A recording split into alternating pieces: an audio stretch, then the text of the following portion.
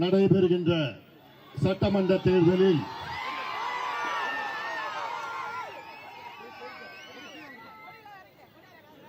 விழுப்புரம் சட்டமன்ற தொகுதியில் அனைத்திந்திய அண்ணா திராவிட முன்னேற்ற கழகத்தின் தலைமையிலான ஒரு வெற்றி கூட்டணியை நாங்கள் எல்லோரும் சேர்ந்து உருவாக்கி இருக்கின்றோம்.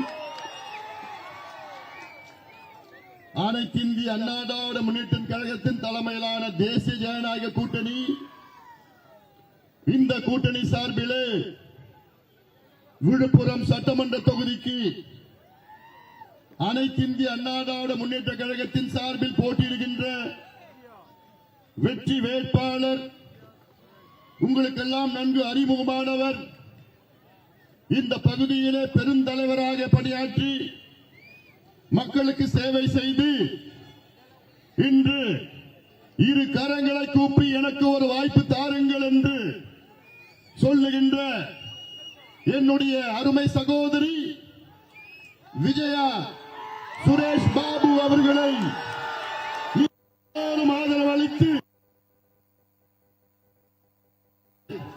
அவரை வெற்றி பெற செய்யுமாறு உங்கள் அனைவரையும் பணிவோடு பாசத்தோடு உரிமையோடு கேட்டுக்கொள்கிறேன்.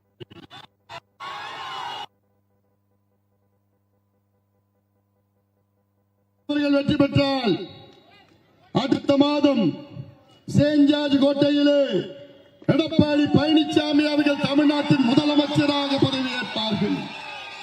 இது காலத்தின் கட்டாயம், இது அவசியமானது. தமிழ்நாட்டை பாதுகாக்க வேண்டும், தமிழ்நாட்டை காப்பாற்ற வேண்டும் என்றால் இந்த திருட்டு திமுக, இந்த துரோகி திமுக, இந்த 420 திமுக, கஞ்சாவிற்கின்ற திமுக, பெண்களுக்கு எதிரான திமுக, குழந்தைகளை பாலியல் வன்கொடுமை செய்து கொடூரமான முறையிலே கொலை செய்கின்ற திமுக ஆட்சியை விரட்டி அடியுங்கள், விரட்டி அடியுங்கள். இந்த தேர்தல் பிரச்சாரத்தை மிக சிறப்பாக நடத்தி கொண்டிருக்கின்ற பாட்டாளி மக்கள் கட்சியின் மாவட்ட செயலாளர் பாலசக்தி அவர்கள், அதே போன்று விக்கிரவாண்டி சட்டமன்ற தொகுதிக்கு போட்டியிடுகின்ற நம்முடைய மாவட்ட செயலாளர் சட்டமன்ற உறுப்பினர் தம்பி சிவகுமார் அவர்களும், இங்கே மாவட்ட தலைவர் தங்கஜோதி அவர்கள், சி அன்புமணி அவர்கள், பழனிவேல் அவர்கள் மற்றும் அனைத்து இந்திய அண்ணா திராவிட முன்னேற்ற கழகத்தின் நிர்வாகிகள், மரியாதைக்குரிய திரு சி.வி. ராதாகிருஷ்ணன் அவர்கள், வெற்றி வேட்பாளர் விஜயா ஜி.கே. ராமதாஸ் அவர்கள், கோட்டை முருகன் அவர்கள், எல்.கே. கண்ணன் அவர்கள், கே. ராமதாஸ் அவர்கள், ராஜா அவர்கள், ஆர்.டி. முருகவேல் அவர்கள், சுரேஷ் பாபு அவர்கள், சங்கர் அவர்கள், அன்புவேல், என்.ஜி. சக்திவேல், பாரதிய ஜனதா கட்சியின் விஜய் அவர்கள், வனிதா அவர்கள், வடிவேல் பழனி அவர்கள், குபேர் அவர்கள், சுகுமார் அவர்கள், அமமுகவின் மணிகண்டன் அவர்கள், கார்த்திகேயன் அவர்கள், சக்தி முருகன் அவர்கள், ஆனந்தன் அவர்கள், பகுஜன் சமாஜ் கட்சியின் ராஜேஷ் அவர்கள், கடுசிறுத்தை அவர்கள், புரட்சி பாரதத்தின் தமிழரசன் மன்மதன் அவர்கள், ஐஜேகேவின் ஆர்.கே. அறிவு அவர்கள் உள்ளிட்ட அனைத்து நம் கூட்டணி கட்சியின் நிர்வாகிகளே, இங்கே எழுச்சியோடு வீரத்தோடு இந்த திமுகவை விரட்டி அடிப்போம் என்ற முழக்கத்தோடு வரைய தந்திருக்கின்ற என் தம்பிகளே, என் தங்கைகளே, தாய்மார்கள், விவசாய பெருமக்கள், வியாபார பெருமக்கள், நெசவாள பெருமக்களே, உங்கள் அனைவருக்கும் இந்த அன்புமணி ராமதாசன் பணிவான வணக்கம்.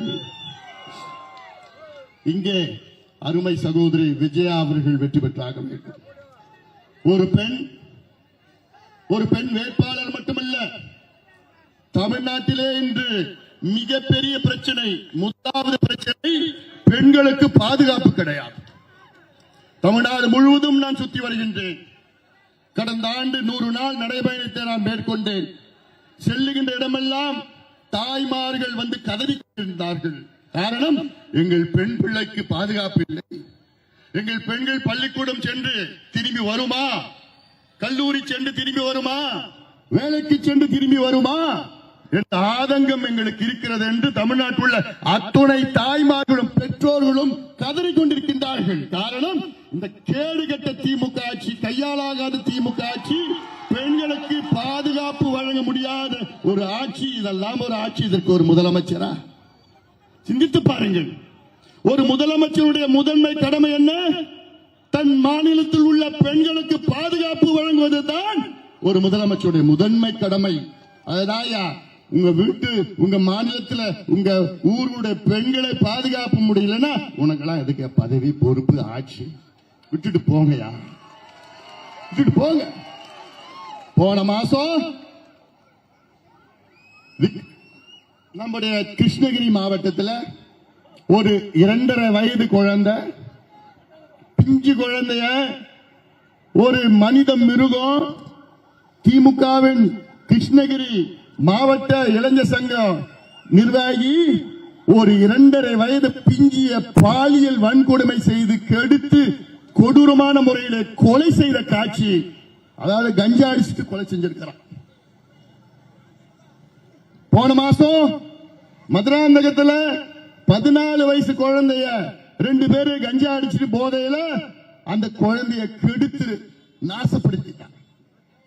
போன மாசம் திருநெல்வேலியில 12வது படிக்கின்ற ஒரு பெண் ஒரு நாள் காணோம், அடுத்த நாள் பிணமாக கண்டுபிடித்தார்கள். பாலியல் வன்கொடுமை செய்து கெடுத்து கொடூரமான முறையில் கொலை செய்த காட்சி.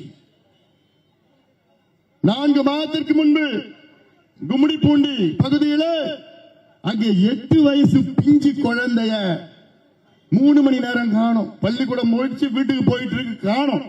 அவங்க அப்பா அம்மா கதறாங்க, எங்கடா ஏன் குழந்தை? 3 மணி நேரம் போய் கழிச்சு ஒரு புதர்ல இருந்து வருது, அப்படியே ரத்த காயத்தோட கீறி கீறி சுரண்டி. இந்த காட்சியெல்லாம் பாக்குறப்போ எனக்கு அவ்வளவு வேதனை மட்டும் இல்ல, கோபம், ஆத்திரம். என்னடா ஆட்சி நடத்துறீங்க நீங்க எல்லாம்?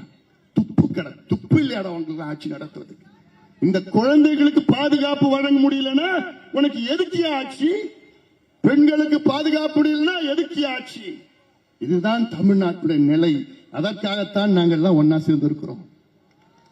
உங்களை காப்பாற்றுவது உங்கள் பெண் பிள்ளைகளை, மகளிர், பெற்றோர், உங்களுடைய பிள்ளைகளை காப்பாற்றுவது. தமிழ்நாட்டில் எங்க பார்த்தாலும் கஞ்சா, காக்கைன், ஹெராயின், அபின், LSD, ஃபென்டனைல், மித்தலாம்பிட்டமின், வெள்ளக்கார என்னென்ன போதை மாத்திரை, போதை மருந்து, போதை பவுடர் பயன்படுத்துறானோ அத்தனையும் தமிழ்நாட்டில் தெரு தெருவா, வீதி வீதியா, நகரத்தில் மட்டுமில்ல கிராமங்களில் விற்றுக் கொண்டிருக்கின்றார்கள் திமுக கட்சிக்காரர். அதை பத்தி தெரிஞ்சும் எந்த நடவடிக்கையும் எடுக்காத ஸ்டாலின் அவர்களே, நீங்க எல்லாம் எதுக்கியா முதலமைச்சரா இருக்கிறீங்க?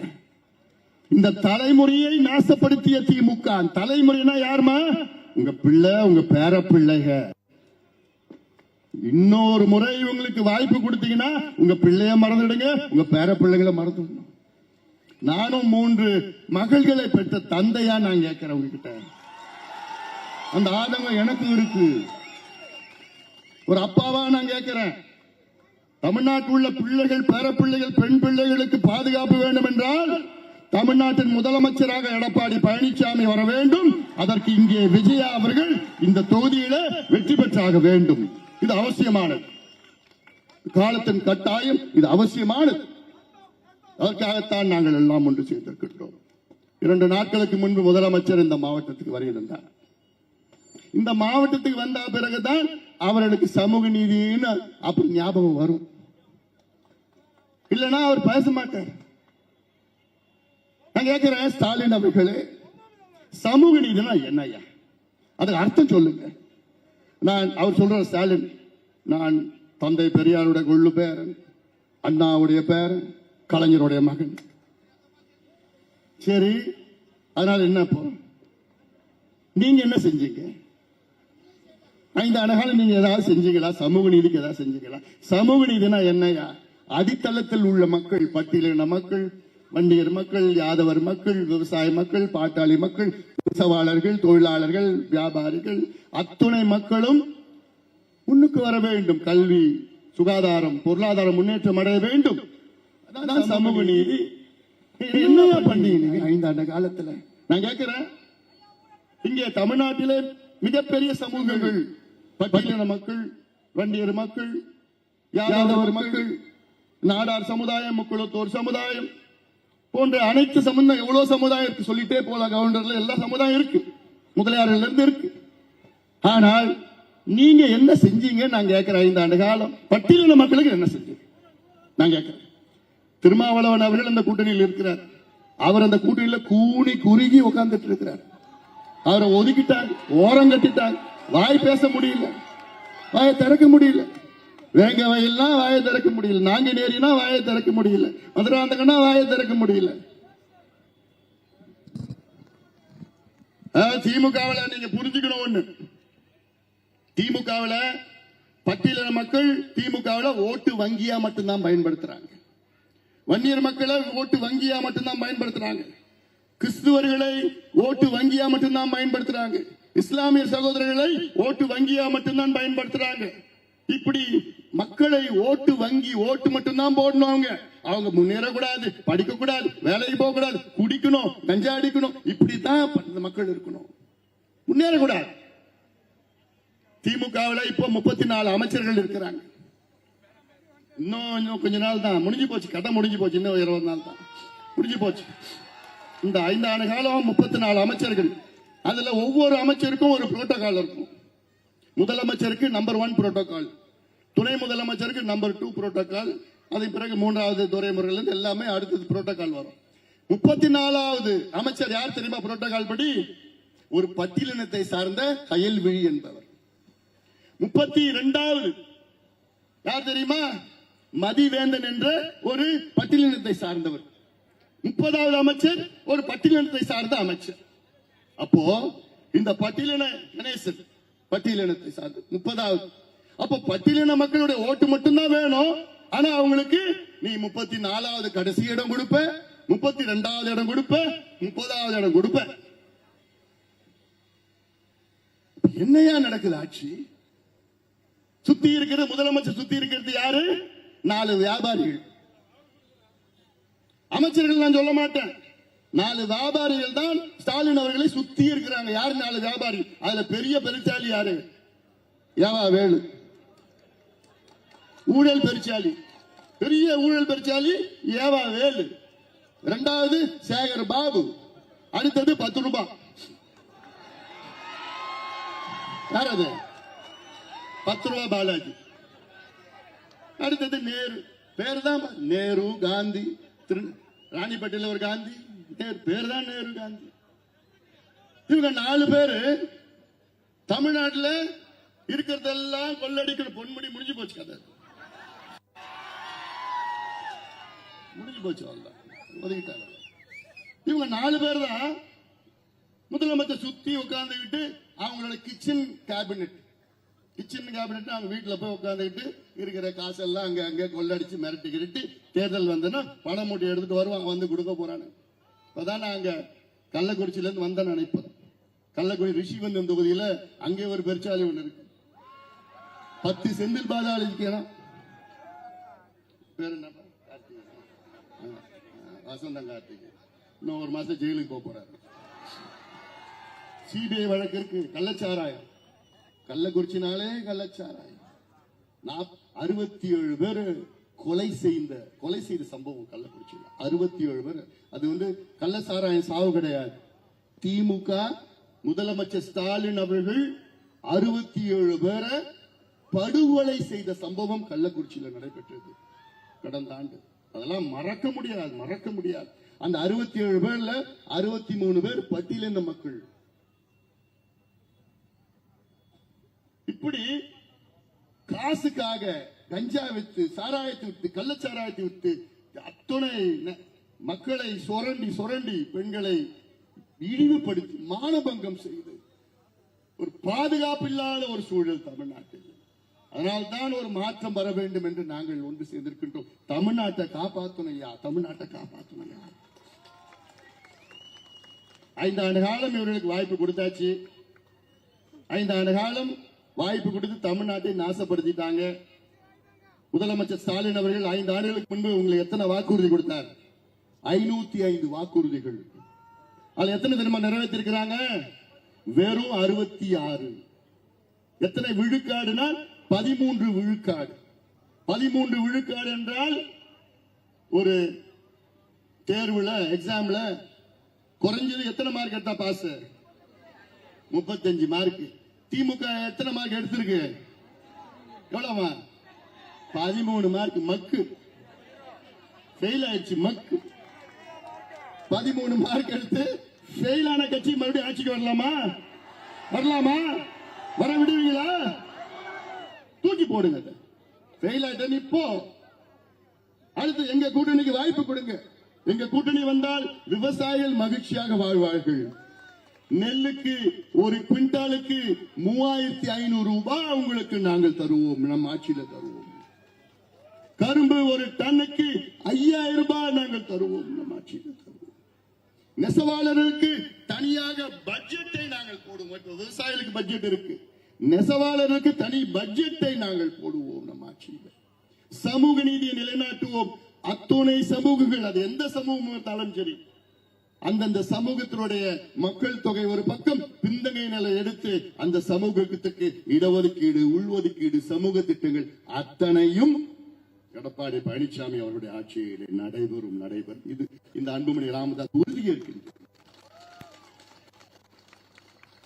இது சமூக. இந்த பிள்ளைகள்லாம் படிக்கணும், இந்த பிள்ளைகள்லாம் படிச்சு வேலைக்கு போகணும், சுயமரியாதையுடன் வாழ வேண்டும். நீங்கள் எல்லோரும் சுயமரியாதையுடன் வாழ வேண்டும். யார்கிட்டையும் கையேந்த தேவையில்லை, யாரும் பிச்சை எடுக்க தேவையில்லை. நீங்க எல்லாம் சுயமரியாதையோட வாழணும்னா இந்த திமுகவை வீட்டுக்கு அனுப்புங்க. போதும் அந்த திருட்டு திமுக, 420 திமுக, இது பெண்களை மானபங்கம், குழந்தைகளை கொலை செய்கின்ற திமுக, கொள்ளடிக்கின்ற திமுக. இந்த மாவட்டம் அதாவது மாவட்டம் இது நாம் பிறந்த மண்ணு.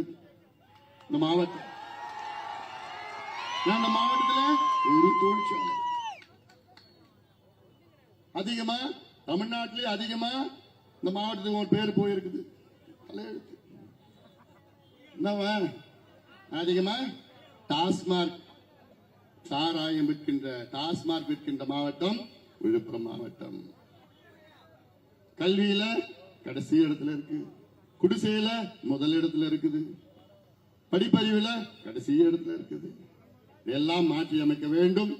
நாம் ஆட்சி வர வேண்டும், நம் கூட்டணி வர வேண்டும். அதற்கு நீங்கள் எல்லோரும் ஒரு மாற்றத்தை கொண்டு வாருங்கள். சமீபத்தில் முதலமைச்சர் ஸ்டாலின்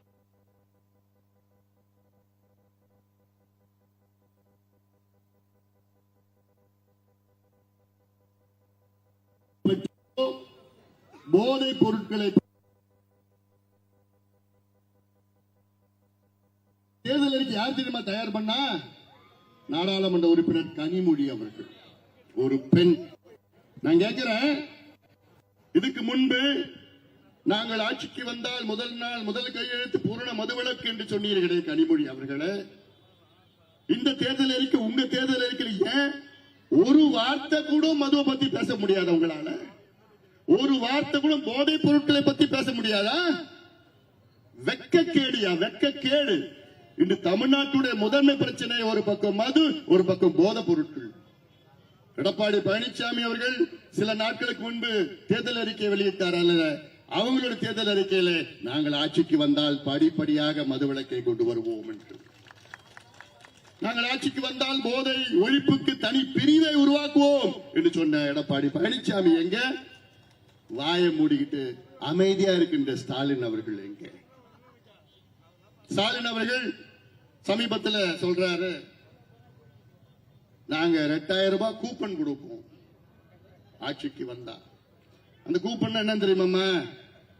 அதாவது 5 வருஷமா முதலமைச்சர் இருந்துட்டு நான் தமிழ்நாட்டுக்கு இதை செஞ்சு அதை செஞ்சேன்னு ஓட்டு கேட்க தெரியல அவருக்கு. ஏன்னா எதுவும் செய்யல. அதை விட்டுட்டு நான் இதுக்கப்புறம் ஆட்சிக்கு வந்தா உங்களுக்கு 8000 ரூபாய் கூப்பன் கொடுக்கிறேன். கூப்பன்னா வெத்து பேப்பர், காகிதம். அந்த கூப்பன் நீங்க வாங்கணும்னா 3000 ரூபாய் திமுக காரங்க லஞ்சம் கொடுக்கணும். அந்த கூப்பனை திமுக குடும்பத்துக்கு தான் கொடுப்போம். ஆனால் எடப்பாடி பழனிசாமி அவர்கள் 10,000 ரூபாய் நேரடியா உங்க பேங்க் அக்கவுண்ட்ல உங்களுக்கு கொடுக்கிறாரு. எடப்பாடி பழனிசாமி அவர்கள் 8000 ரூபாய் வெறும் வெத்து பேப்பர் கூப்பன் பெருசா, 10,000 ரூபாய் பணம் பெருசா? 10,000 ரூபாய் நேரடி. அதுல நீங்க எதை வேணா வாங்கிட்டு போலாம். கூடவே ஒரு ஃப்ரிட்ஜ் கொடுக்கிறாரு. அதனால இதெல்லாம் நீங்கள் சிந்திங்க, ஏமாறாதீங்க தயவுசெய்து. போதும்பா, நீங்க எல்லாம் ஏமாந்தது போதும். திமுக காரங்க உங்களை ஏமாத்தியது போதும். ஆசை வார்த்தைகள் மட்டுமில்ல, தேர்தல் வந்துடுச்சு, அந்த மூட்டை மூட்டையா எடுத்து இறக்குவானுங்க.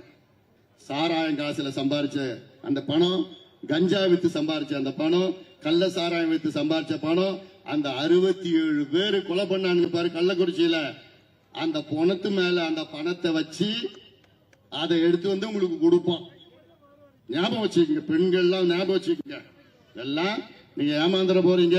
போதும் இந்த ஆட்சி 420, இந்த ஆட்சி ஏமாற்றுகின்ற ஆட்சி போதும். இதை விரட்டி அடியுங்கள். அதற்கு நேரம் காலம் வந்துவிட்டது.